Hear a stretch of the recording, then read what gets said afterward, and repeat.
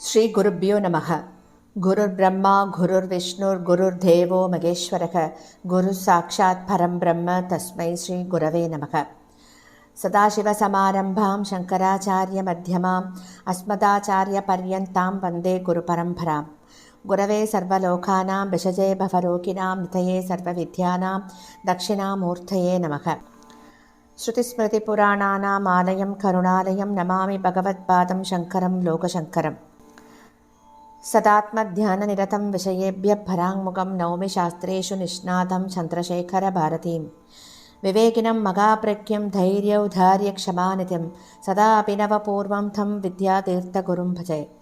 भारतीकरुणापात्रं भारतीपदभूषणं भारतीपदमारूढं भारतीतीर्थमाश्रये. विद्याविनयसम्पन्नं वेदरागं विवेकिनं वन्दे वेदान्ततत्त्वज्ञं विदुशेखरभारतीम्. அனைத்து பெரியோர்களுக்கும் நீலாயதாட்சி குமாரின் நமஸ்காரங்கள். பிரதிகொரு வாரம் நம்ம நடமாடும் சாரதாம்பாலான நம்முடைய பிரத்யக்ஷ பகவான் ஜெகத்குரு ஸ்ரீ ஸ்ரீ ஸ்ரீ பாரதி தீர்த்த மகாசுவாமிகளின் சச்சரித்தத்தை கேட்டுக்கொண்டிருக்கிறோம். போன வாரத்தின் தொடர்ச்சியை தான் தொடர்ந்து கேட்கப் போகின்றோம். 24வது வாரமாக போன வாரத்திலிருந்து நம்ம குரு மகிமை அப்படிங்கிற புத்தகத்திலிருந்து நம்முடைய பிரத்யக்ஷ பகவானின் சரித்தம், அவரின் அருளுக்கு பாத்திரமான பக்தர்களின் கதைகளையும் தான் கேட்க ஆரம்பிச்சிருக்கோம். இன்னைக்கும் அதைத்தான் தொடர்ந்து கேட்க போறோம். நாம கேட்கறது எல்லாமே ஆச்சாரியாலின் அத்தியந்த பக்தர்களின் அனுபவங்களை தான். இந்த அனுபவமும் அமெரிக்காவில் அதிசயம் அப்படிங்கிற ஒரு தலைப்பில் வந்த பக்தரின் அனுபவத்தை தான் கேட்க போறோம். இந்த பக்தரின் அனுபவம் ரொம்பவும் சிலிர்க்க வச்சிடும்.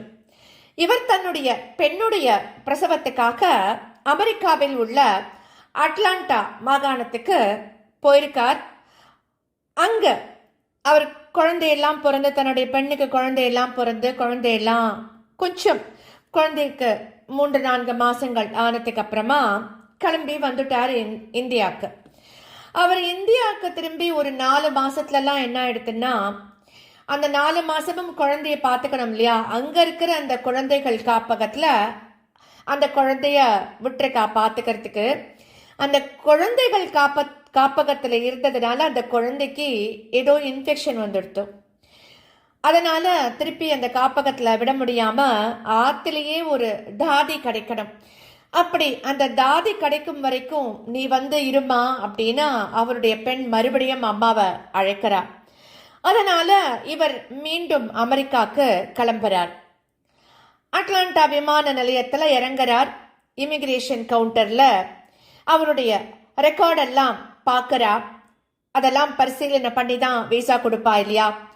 அவருடைய ரெக்கார்டுகளை எல்லாம் கணினியில் பார்த்துட்டு அந்த பெண் அதிகாரி என்ன பண்றா, கொஞ்சம் அவர் அப்படி ஏற இறங்க பார்க்கறா. பார்த்துட்டு இவரை பார்த்து, நீங்க எப்போ திருப்பி இந்தியாவுக்கு திரும்புவீர்கள் அப்படின்னு கேட்கிறார். அப்போ இவர் சொல்றார், நான் 4 மாசத்துல திரும்பிடுவேன் அப்படின்னு சொல்றார். உடனே அவர் அதுக்கு சொல்றார், இல்ல இல்ல நீங்க திரும்ப மாட்டேன், இங்கேயே தங்கி விடுவீர்கள் அப்படின்னு நினைக்கிறேன் அப்படின்னு சொல்றார். அப்போ இவர் சொல்றார் பதிலுக்கு, இல்ல இல்ல இந்தியாவில் எனக்கு என்னுடைய பிசினஸ் எல்லாம் இருக்கு, என்னோட வயசான பெற்றோர்கள்லாம் இருக்கா, நான் வந்து இங்க என்னுடைய பெண்ணையும் என்னுடைய பேர குழந்தையும் பார்த்துக்கிறதுக்காக மட்டும்தான் வந்தேன் அப்படின்னு அவர் சொல்றார் பதில். ஆனா அந்த அதிகாரி இவர் சொல்றத நம்பவே இல்லை.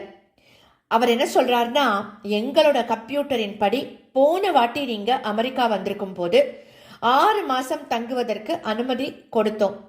அப்போ நீங்க என்ன பண்ணேன், விசா நீட்டிப்பு செஞ்சு 8 மாசம் இருந்தேன். நிறைய இந்தியர்கள்லாம் இந்த மாதிரி இப்படி இங்கேயே வந்து தங்கி விடுறா, அதனால உங்களை நான் எப்படி நம்புறது அப்படின்னு கேட்கிறார். அப்போ இவர் சொல்றார், இல்ல போன வாட்டி நான் வந்திருக்கும் போது என்னோட பொண்ணுக்கும் உடம்பு சரியில்லை, குழந்தைக்கும் உடம்பு சரியில்லை, அதனால குழந்தைய பார்த்துக்கிறதுக்காக மட்டுமே நான் 2 மாசம் கூடுதலாக தங்க வேண்டி இருந்தது அப்படின்னு எத்தனையோ அவர் சொல்றார். ஆனா இவர் சொல்வதற்கு அவ எந்த ஒரு ரெஸ்பாண்டும் அவ பண்ணவே இல்லை. அவளுக்கு திருப்தியே கிடைக்கல இவர் சொல்றது. அதனால அவ என்ன பண்ணிட்டா, நீங்க அங்க போய் மேலதிகாரிய போய் பாருங்கோ அப்படின்னு சொல்லி அவரை வேற ஒரு ரூமுக்கு அனுப்பிச்சுட்டான். என்ன பண்றதுன்னு தெரியல. இவருக்கு மயக்கமே வருவது போல இருக்கு. ஏன்னா இந்த மாதிரி நிறைய சம்பவங்களை கேட்டு திரும்பி வந்தவாலாம் நிறைய பேர் இருக்கா.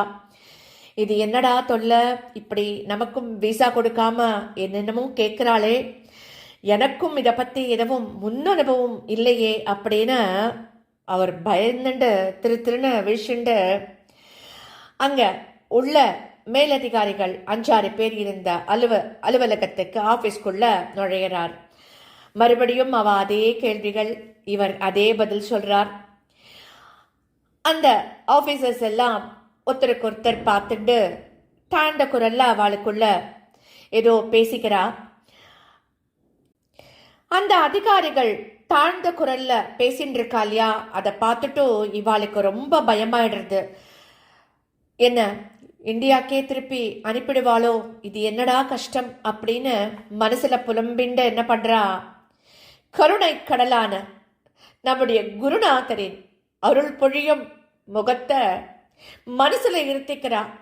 இருத்திண்டு ஸ்ரீ குரு பாகிமாம் அப்படின்னு ஜபிக்க ஆரம்பிக்கிறா. அப்படி ஜபிக்க ஆரம்பிச்சு ஸ்ருங்கேரி ஜெகத்குரு பாகிமாம் அப்படின்னு சொல்லி முடிக்கிறா. அப்படி சொல்லி முடிச்சதும் வேறொரு அதிகாரி அங்க வரார். வந்து அவர்கிட்ட கேட்கிறார், உங்க பொண்ணு ஏதானும் வேலைக்கு போகிறார்களா அப்படின்னு கேட்கிறார். இவரும் சொல்றார், ஆமாம், அவள் ஒரு சாஃப்ட்வேர் இன்ஜினியர் அப்படின்னு சொல்றார். உடனே அவர் என்ன பண்றார், அவருடைய விசா சீட்டுல அந்த முத்திரையை பதித்து 6 மாசம் உங்களுக்கு விசா அனுமதி கொடுத்துட்டேன் அப்படின்னு விசாவை நீட்டுறார். அது மட்டும் இல்லாம அவர் சொல்றார், உங்களை இத்தனை நேரம் விசாரணை பண்ணி தாமதம் செஞ்சதுக்கு ரொம்பவும் வருந்துகிறோம் அப்படின்னு கை கொலுக்கி அனுப்பி வைக்கிறார். அன்று உயிருக்கு மன்றாடிய கஜேந்திரனுக்கு ஆதி மூலமே அப்படின்னவுடன் மகாவிஷ்ணு அந்த யானையை காப்பாற்ற ஓடோடி வந்ததை நம்ம கதையில தான் கேட்டிருக்கோம்.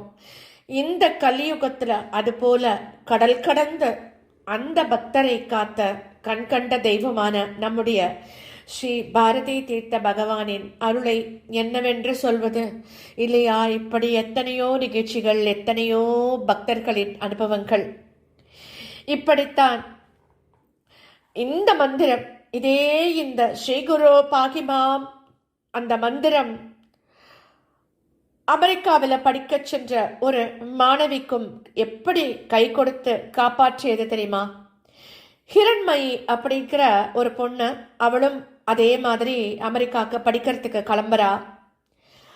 அந்த பொண்ணு சேலத்தில் பிஇ கம்ப்யூட்டர் இன்ஜினியரிங் முடிச்சுட்டு மேற்படிப்புக்காக அமெரிக்கா கிளம்புறா. அமெரிக்கா சிகாகோ விமான நிலையத்தில் இறங்குறா. இறங்கினதும் அங்கே விசா கொடுக்குற அதிகாரி, நீ எந்த காலேஜில் போய் சேர போகிறமா அப்படின்னு கேட்குறார். அவளும் இலினாய்ஸ் இன்ஸ்டியூட் ஆஃப் டெக்னாலஜியில் சவுத் சிகாகோவில் இருக்கு, அங்கே சேர போகிறேன் அப்படின்னு சொல்கிறா.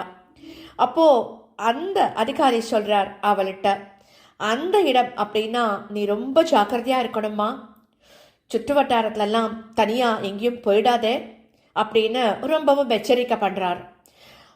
அந்த பொண்ணும் கல்லூரியில் போய் சேர்ந்தாச்சு. ஒரு வாரம் கழித்து போலீஸ் அதிகாரிகள்லாம் கல்லூரிக்கு வந்து அந்த மாணவர்கள் எல்லாம் சந்திச்சு பேசுகிறா. நீங்கள் எல்லாரும் ஜாக்கிரதையாக இருக்கணும், இங்கே ப்ராஜெக்ட் ஏரியா, அதாவது கருப்பரின மக்கள் குடியிருக்கும் பக்கத்திற்கெல்லாம் போகாதீங்கோ. அப்படி போனாலும் அவர்கள் உங்கள் நகைகளையோ உடைமைகளையோ கேட்டால் உடனேயே கொடுத்துடுங்கோ. ப்ராப்பர்ட்டி டேமேஜை பர்சனல் டேமேஜாக ஆக்கிக்க வேண்டாம் அப்படின்னுலாம் எச்சரிக்கை பண்ணுறார். அந்த பக்கமே நீங்கள் போக வேண்டாம், அப்படி அவளை பார்த்தா கூட கண்ணுக்கு நேராக அவளை பார்க்கக்கூடாது, பார்க்க வேண்டாம் அப்படின்னு எச்சரிக்கை பண்ணுறார் அந்த அதிகாரி.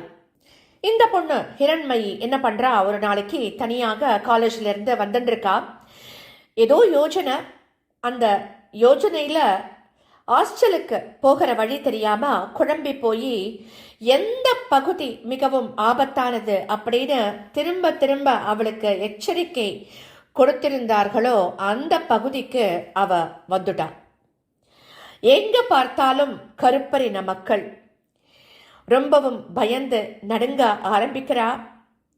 ஆரம்பிச்சு மனசுக்குள்ள குருநாதனின் மந்திரத்தை ஜபிக்க ஆரம்பிச்சுட்டா. என்ன ஆகுமோ அப்படின்னு அழுக வருது அந்த குழந்தைக்கு. அப்போ அந்த சமயத்துல ஒருத்தர் பக்கத்துல வந்து கேட்கிறார், எங்கம்மா போற நீ அப்படின்னு கேட்கிறார். அப்போ அவர் சொல்றா, இந்த மாதிரி நான் ஹாஸ்டலுக்கு போகணும் அப்படின்னு, இந்த ஹாஸ்டலுக்கு போகணும் அப்படின்னு சொல்வதற்குள்ள அவளுக்கு இதயமே நின்றுடும் போல ஒரு பயம், அதிர்ச்சி. அப்போ அவர் என்ன பண்றார், வாமா நானே உன்னை ஹாஸ்டல் வரைக்கும் துணைக்கி கொண்டு வந்து விடுறேன் அப்படின்னு சொல்றார். அப்போ இவ யோசிக்கிறா, அச்சோ இங்க இருக்கிறவாளோட பார்க்கவே கூடாதுன்னு சொல்றாளே, நம்ம பதில் சொல்லிட்டோமே, இவர் நம்மளை என்ன பண்ண போறார் அப்படிங்கிற பயம் அந்த பொண்ணுக்கு.